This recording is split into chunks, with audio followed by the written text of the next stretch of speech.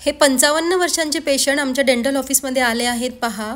त्यांची जी दाढ तुकडा राहिला होता तोंडामध्ये उपदाढेचा तो आपण काढलेला आहे आणि काढल्यानंतर लगेच आपण त्यांना इमिजिएट इम्प्लांट दिलेला आहे आणि आपण एक्सरे काढलेला आहे. पहा तुम्ही एक्सरेमध्ये.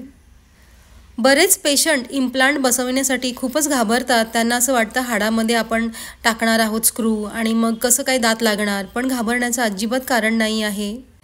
इम्प्लांटचा स्क्रू जो हाडामध्ये असतो तो टायटॅनियमचा असतो आणि टायटॅनियम हे आपल्या बॉडीला अगदी चांगल्या पद्धतीने मॅच होतं. हे स्क्रू हाडामध्ये पहा अशा पद्धतीने लोड केले जातात आणि ते हाडामध्ये पूर्ण मिक्स मॅच होण्यासाठी साधारण 3 महिने तरी लागतात. खालच्या जबड्याचं जे हाड असतं ते या स्क्रूला अगदी चांगल्या पद्धतीने आपल्यामध्ये मोल्ड करून घेतं. एकदा का हा स्क्रू हाडामध्ये घट्ट झाला की मग आपण माप घेतो आणि त्याच्यावरती मग प्रोस्थेसिस म्हणजे दात लागले जातात. तेव्हा मित्रमैत्रिणींनो, तुमचेही असे दात नसतील आणि जर तुम्हाला काढायचे घालायचे किंवा कवळी लावायची नसेल तर हा एक उत्तम आणि चांगला पर्याय आहे.